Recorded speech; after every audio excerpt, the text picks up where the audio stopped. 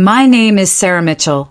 I'm 26 years old, and my story begins on the night I walked up the driveway to the house I thought was still mine. I had just returned from a business trip, tired and carrying nothing more than a suitcase and the relief of finally being home. But instead of comfort, I was met with the sound of strangers' voices echoing through my front yard. And then came the moment that shattered me. A man I had never seen before looked me in the eye and said, "We bought this place last week." White right pointing backhand index before I share what happened next. Tell me where you're watching from and don't forget to subscribe for more stories like this. I remember freezing right there on the sidewalk. For a second, I thought maybe I was standing at the wrong house. But the red shutters, the chipped mailbox, the flower pots I'd set out months ago, all of it was mine. I knew every crack in that front porch because I had painted and repaired it myself. Yet somehow, everything felt foreign. A moving truck sat heavy in the driveway. Its back door was wide open, and two men carried a sofa down the ramp, their boots thudding against the wooden planks. I blinked, trying to process what I was seeing. That wasn't my furniture. That wasn't my sofa. "Excuse me," I called out, my voice trembling before I even realized it. The two men glanced at me but didn't stop. Behind them, a woman stepped out of the doorway, juggling a stack of picture frames against her chest. She was laughing with a child trailing behind her. A family. In my house. What? What are you doing? My words broke out half as a whisper. The woman turned, her laughter dying when she saw me. She gave me a polite but puzzled smile, the kind people wear when they assume you're lost. "Oh, hi. Are you here for the realtor?" "The what?" I stammered. "The realtor. We just closed on this place. You must be with the agent." Her words didn't make sense. Closed? Bought? This place? My stomach churned so hard it felt like the ground might give way beneath me. "No. This is my house," I said, louder this time, as if volume could make it real. That was when a man stepped forward, tall and broad-shouldered, clearly the husband. He glanced at his wife and then back at me, his brow furrowed in confusion. We purchased this home legally last week. The deed is signed. We've been moving in all day." I shook my head in disbelief, my fingers gripping the handle of my suitcase so tightly my knuckles went white. "That's impossible. I own this house. I bought it 3 years ago. This is my home." He sighed the way someone does when they think you're being unreasonable. "I'm sorry, but maybe you should call your realtor. The paperwork's all in order. This isn't your property anymore." The world tilted. My heart pounded so violently it drowned out the sound of boxes being shuffled around behind him. I wanted to scream, to push past him and run into the kitchen, the living room, my bedroom, to prove it was still mine. But before I could speak again, I heard a voice I knew too well. "Well, look who finally decided to show up," my father said, strolling out from around the side of the house. My breath caught. He was carrying a set of keys, my keys, dangling them loosely in his hand like a trophy. Right behind him was my mother, and then, a few steps later, my younger brother, Ryan, wearing sunglasses even though it was nearly dark. My whole body went cold. "Dad? Mom? Ryan? What's happening here?" I asked, my voice breaking. Dad smirked. "What's happening is, your house was just sitting here while you were off playing businesswoman. We made a better use of it." I blinked at him in disbelief. "You sold my house? Without even asking me?" Mom wouldn't meet my eyes. She adjusted the strap of her purse and stayed at the pavement. Ryan, on the other hand, looked smug, like a kid who had just gotten away with something. "Relax, Sarah. It's not the end of the world. The money went to something important." My voice rose, shaking with rage. Important? What could possibly be more important than the home I worked years to buy? Ryan took off his sunglasses and grinned. "A once-in-a-lifetime trip.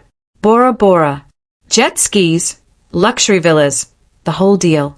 You should have seen it." I felt my chest tighten, the air leaving my lungs in one sharp, painful rush. My parents had sold the one thing I owned outright, the place I had sacrificed for, just so my brother could play rich tourist for a week? The husband of the new family cleared his throat awkwardly. Look, maybe this is something you all should discuss privately. But I barely heard him. My ears were ringing. My hands shook so hard I had to set my suitcase down before it slipped from my grip. I looked back at the house, my house, and for a moment I remembered every drop of sweat I had poured into it. I remembered painting the living room walls late at night with music playing softly in the background. I remembered the first time I turned the key in the front door, how proud I had been. I remembered planting the little rose bush in the yard, the one now trampled beneath the wheels of the moving truck. All of it, all the hours of work, all the sacrifices I had made, was gone. Sold. Erased in one selfish decision. I turned back to my family, tears blurring my vision. How could you do this to me?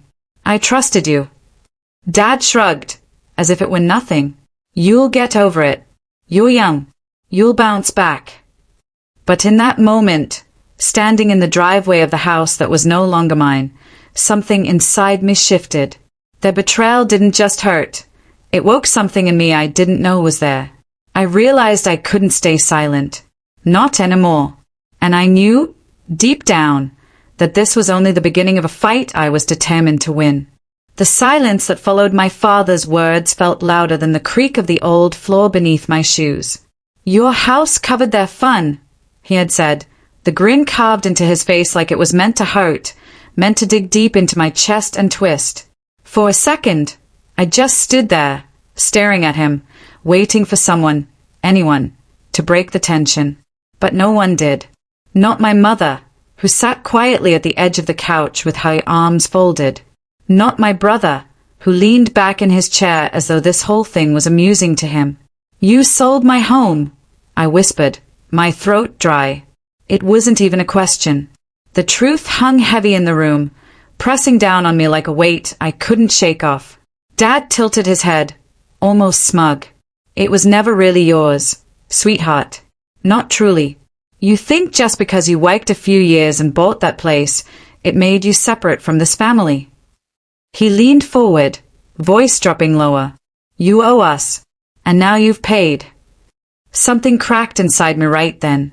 Not anger, not yet, but something colder. I glanced at my mom, hoping for a flicker of defense, even a small shake of her head. Instead, she avoided my eyes. Her silence screamed louder than my father's words. Why? My voice shook. Why would you do this to me? It was my brother, Eric, who finally spoke. He sat forward, brushing an imaginary speck of dust from his sleeve.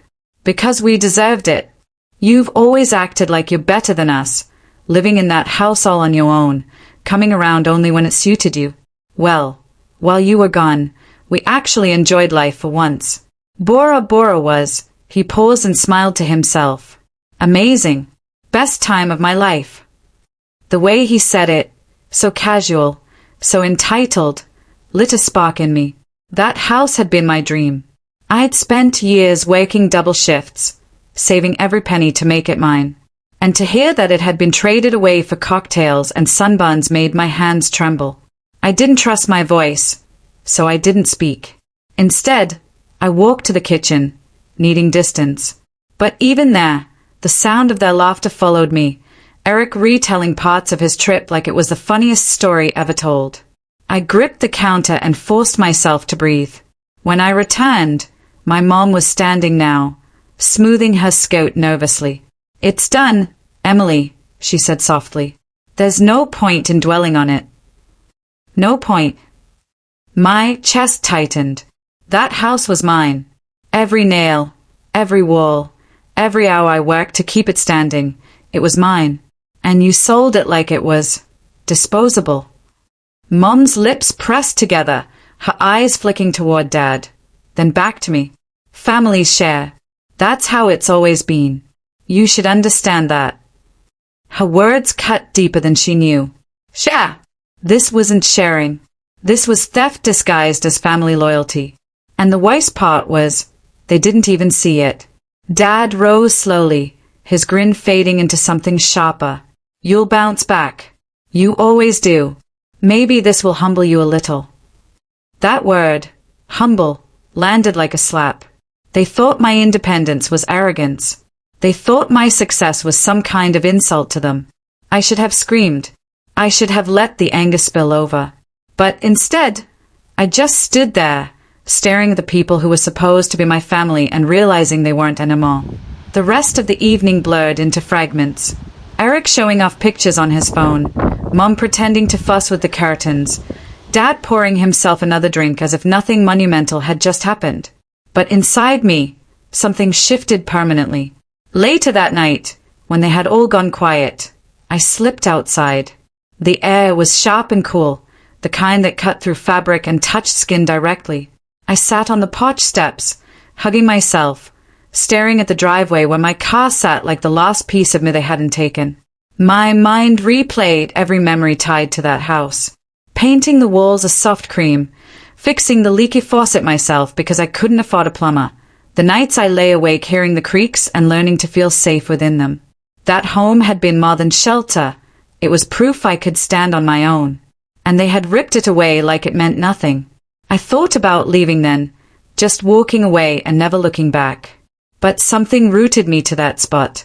Maybe it was the sting of betrayal. Maybe it was the quiet fury that had begun to rise.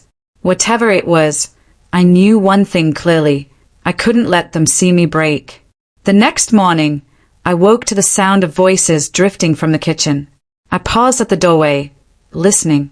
"She'll get over it," Dad was saying, his voice low but firm. "And if she doesn't," Mom whispered back, "she doesn't have a choice. We did what we had to. She'll fall in line eventually." Those words sealed it.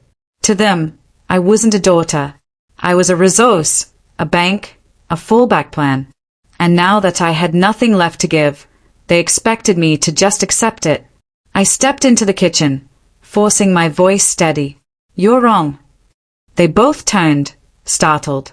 "You think I'll fall in line," I continued, meeting my father's eyes. "But you've mistaken me for someone who still belongs here." He opened his mouth, but I raised a hand, stopping him. "I don't." For the first time, his confidence faltered. Just a flicker, but I saw it. And that was enough.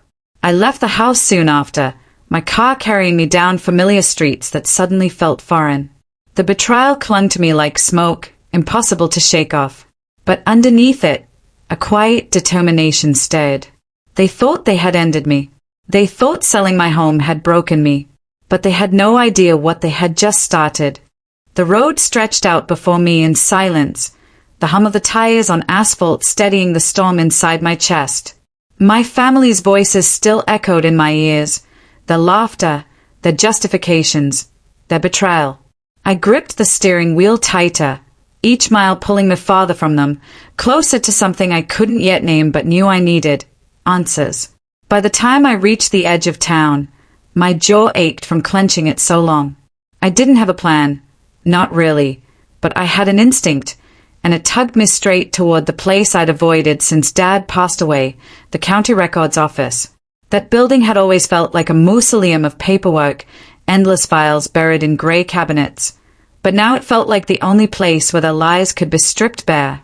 The glass doors groaned when I pushed them open. Inside, the air was cool, tinged with the faint scent of old paper and toner. Rows of fluorescent lights buzzed overhead, casting everything in a pale glow. A woman at the front desk looked up from her computer, her expression bored, until she met my eyes. Something in the way I carried myself must have told her I wasn't here for routine business. "Can I help you?" she asked, her voice polite but distant. "Yes," I said quickly. "I need to see property records. Specifically, ownership transfers for the last 12 months. She arched a brow. "That's a wide range. Do you have an address?" The words caught in my throat, but I forced them out. "Yes, 814 Crestwood Lane." Recognition flickered across her face, but she didn't comment. Instead, she handed me a form to fill out. My hands shook slightly as I scribbled down the details. my pen pressing hard enough to dent the paper. Minutes later, she disappeared into the back, leaving me to sit with my racing thoughts. I tapped my fingers against the armrest, remembering every inch of that house, every corner I'd painted myself, every crack in the ceiling I'd learned to live with. My house. My sanctuary. When the clerk returned, she carried a thin folder. She slid it across the desk toward me. That's everything tied to that property in the last year. Please review it here. I opened it cautiously, almost afraid of what I'd find. The first few pages were standard, my original deed, my name printed in bold letters that once gave me so much pride. But then came a document that made my chest tighten, a transfer of ownership, notarized, stamped, official. My father's signature, my mother's witness mark. And nowhere, absolutely nowhere, was mine. Heat rose in my cheeks. My pulse thudded so hard I could hear it. They hadn't just betrayed me, they had erased me. I flipped through more pages, searching for loopholes, mistakes, anything. That's when I noticed something strange. The sale wasn't listed as a standard purchase. It was filed under something else, family reassignment. The phrase looked wrong, almost invented, like a technical smokescreen. I leaned closer, tracing the notary's name with my finger. It was familiar. Too familiar. Mrs. Green. She'd lived 3 doors down from us when I was a child. She'd watched me ride my bike, had brought us cookies during the holidays. And now her signature was here, validating the theft of everything I'd built. Anger coursed through me, hot and steady. I wanted to march to her house and demand answers. But instead, I copied down the file number, every date, every name. My father always taught me to fight clean, to fight with facts. If he thought I'd forgotten that lesson, he was wrong. The clerk watched me with cautious curiosity. Did you find what you were looking for? I closed the folder, my voice low but steady. More than I expected. Outside, the sunlight felt harsh, too bright against the weight in my chest. I sat in my car, the papers spread across the passenger seat like evidence in a trial. For a long time, I just stared at them, my mind spinning with possibilities. If they'd lied about this, what else had they hidden? The next stop was the bank. I walked inside with the same determination, though my stomach churned with unease. The teller smiled politely as I requested transaction histories linked to my accounts, particularly anything tied to the house. At first, she hesitated, citing privacy. But when I slid my ID across the counter and explained I suspected unauthorized activity, her expression shifted. She disappeared into the back, returning with printouts. My breath caught when I scanned the pages. Multiple withdrawals, large ones, made just weeks before the house was transferred. My signature was forged, and poorly. The strokes were clumsy, rushed. Anyone who knew my handwriting would have seen the difference immediately. The room tilted for a moment, a dizzying wave of betrayal sweeping over me. My family hadn't just taken my house. They'd taken my money, too. "Are you all right?" the teller asked gently. I swallowed hard and nodded. "Yes, thank you. This helps more than you know." I walked out, clutching the papers like a lifeline. The air outside felt different now, sharper, colder. The world had tilted on its axis, and I wasn't sure if I'd ever find steady ground again.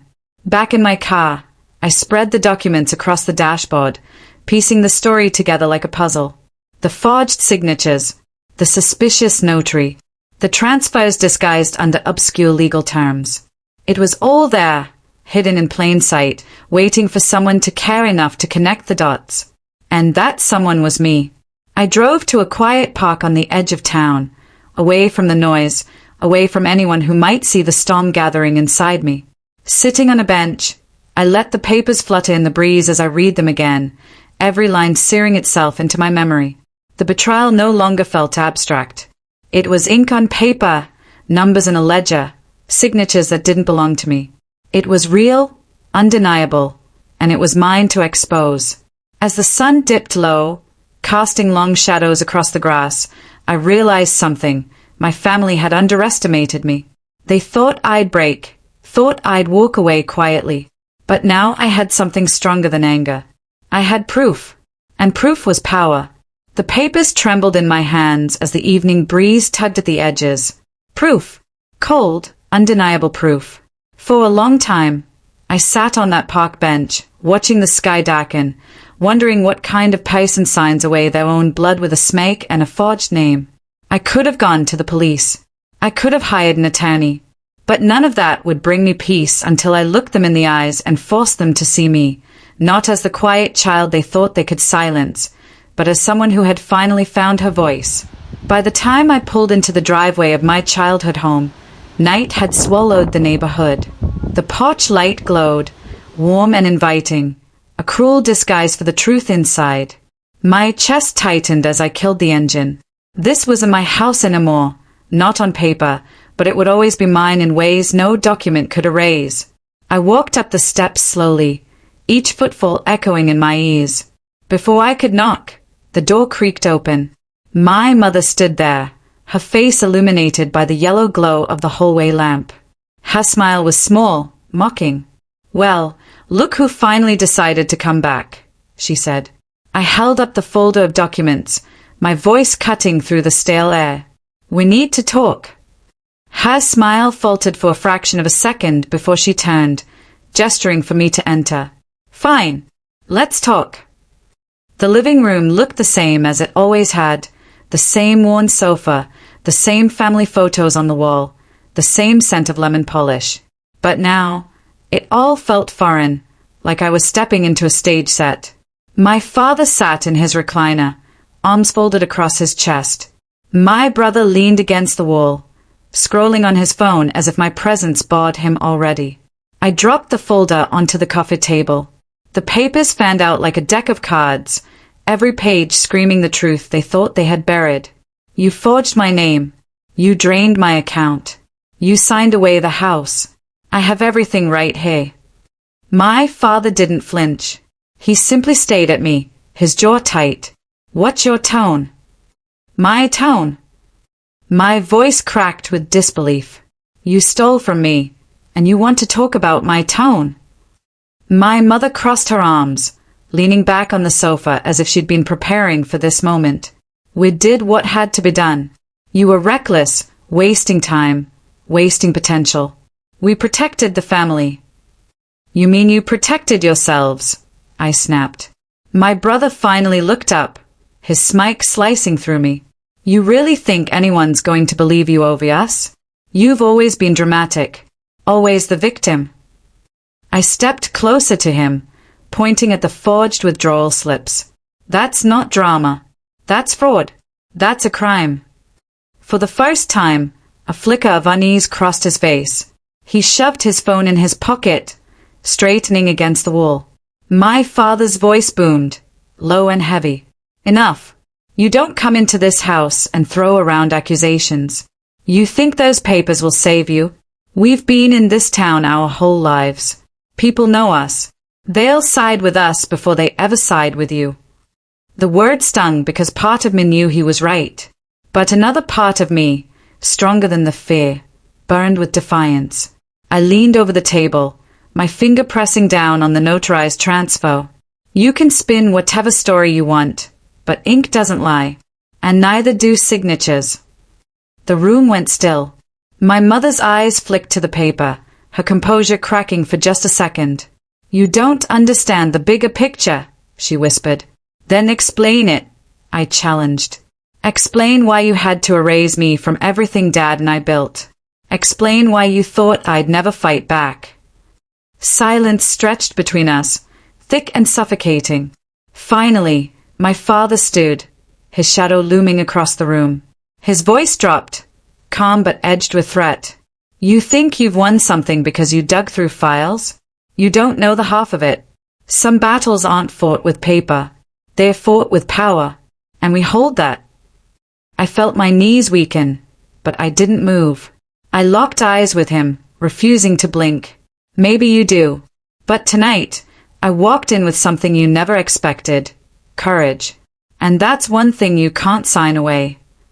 My mother shifted uneasily. "Don't do this," she murmured, her tone suddenly less sharp, almost pleading. I caught it, the first crack in her armor. She wasn't as untouchable as she wanted me to believe. I leaned back, gathering the documents, my movements slow and deliberate. You've already done this, I said, and now I'm going to make sure the world sees it. My brother scoffed, but his voice wavered. You're bluffing. Am I? I held up the withdrawal slips, the forged signatures bold under the lamplight. One copy is enough to start an investigation, and I have more than one. My father's jaw clenched. For the first time, he looked unsure, like he couldn't calculate his way out of this moment. I slid the folder back under my arm, stepping toward the door. Every heartbeat echoed like a drum in my ears, but my voice stayed steady. You told me this wasn't my home anymore. Fine, but you'll never erase the truth. And the truth is coming. No one spoke as I opened the door. The night air hit me like a rush of freedom, cool and sharp against my burning skin. Behind me, I heard my mother exhale shakily, my father mutter something under his breath, my brother curse softly. The empire of control was cracking, and they knew it. As I walked down the driveway, the papers pressed tight against my chest, I realized the confrontation hadn't ended inside those walls. It had only just begun. The night air still clung to me as I walked down the street, my heartbeat refusing to calm. I didn't look back, not once. Their porch light glowed faintly behind me, a reminder of the life I had walked away from. But this time, I wasn't leaving empty-handed. Tucked under my arm was the truth. Proof of what they had done. Proof that I still had a claim, no matter how hard they tried to erase me. By the time I reached my car, my hands had stopped shaking. Anger had burned through the fear, leaving something sharper in its place. Resolve. I slid into the driver's seat, the papers rustling as if urging me forward. For the first time in months, I didn't feel like prey. I felt like the hunter. The next morning, I found myself outside the county clerk's office. The building wasn't much, just a squat brick structure with cloudy windows, but it held the power of records, signatures, and stamps that could either bury me or vindicate me. I pushed the door open, the scent of paper and old carpet greeting me. A receptionist glanced up from her desk. Can I help you? I need to file a complaint for fraudulent property transfer, I said, my voice firmer than I expected. Her brows rose slightly, but she didn't question me. Take a seat. Someone will call you. The wait stretched endlessly. My fingers drummed against the folder in my lap, each second reminding me of everything I had lost. When my name was finally called, I stood quickly, almost too quickly, and followed a middle-aged man in a rumpled shirt into his office. He introduced himself as Mr. Hall, then gestured for me to sit. You said you believe your property was transferred without consent. I laid the documents across his desk one by one, like laying down cards in a game where the stakes were everything. Forged signatures, withdrawal slips, notarized transfers, all of it. His eyes narrowed as he flipped through them. This is significant, he murmured. Do you have proof these signatures aren't yours? I swallowed. Yes, I can provide handwriting samples. And I have witnesses who know I wasn't even in the state on the dates listed. He leaned back in his chair, studying me. You understand this won't be quick. There will be hearings, maybe a trial. It could get ugly. I don't care if it gets ugly, I said, my voice steady. I just want what's mine. His gaze lingered on me for a moment before he nodded. Then let's start the process. Walking out of that office, I felt a surge of something I hadn't felt in a long time. Control. For once, I wasn't reacting. I was moving forward. But taking back what was mine wasn't just about paperwork.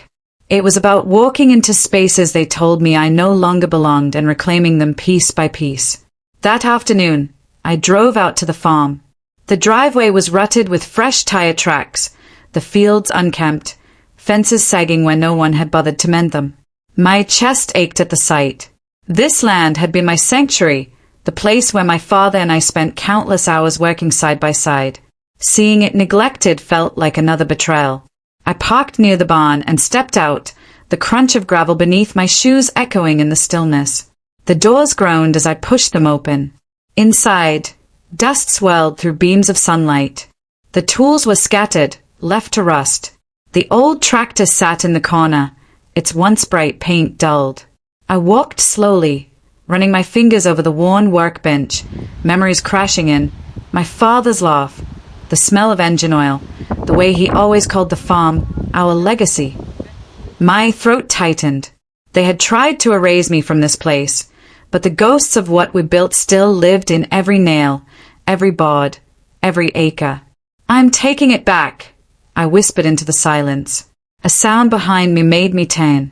My brother stood in the doorway, arms crossed, his expression smug.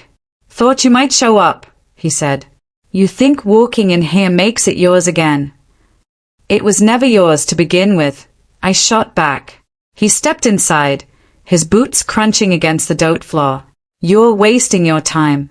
Dad's got people on his side. You'll never win." I met his gaze, unflinching. "Maybe not. But you'd be surprised what truth can do when it finally comes to light." For a moment, his smirk wavered. He turned, muttering under his breath as he walked away, but the tension he carried told me he wasn't as confident as he pretended. I stayed in the barn long after he left, cleaning the workbench, stacking tools, sweeping dust. Small acts, maybe, but each one felt like reclaiming a piece of myself. They could forge papers, but they couldn't forge memories. They couldn't touch the bond one had with this place. Over the next week, I balanced court filings with visits to the farm. Every time I returned, I worked a little longer, patching a fence, clearing weeds, fixing what I could with my own hands. Neighbors started to notice. Mr. Collins from down the road stopped by one afternoon, leaning against his truck as he watched me hammer a loose board back into place. "Didn't think I'd see you back here," he said, a half smile tugging at his lips. "I'm not going anywhere this time," I replied. He nodded slowly. "Good. This land always fit you better than the rest of them." His words settled deep inside me, a quiet validation I hadn't realized I needed. Every day I returned, I felt stronger, surer. Taking back what was mine wasn't just about winning a legal battle. It was about planting my feet where they tried to uproot me and saying, "I belong here." And as I stood in the fields one evening, the sun sinking low, painting the horizon in gold, I knew this was only the beginning.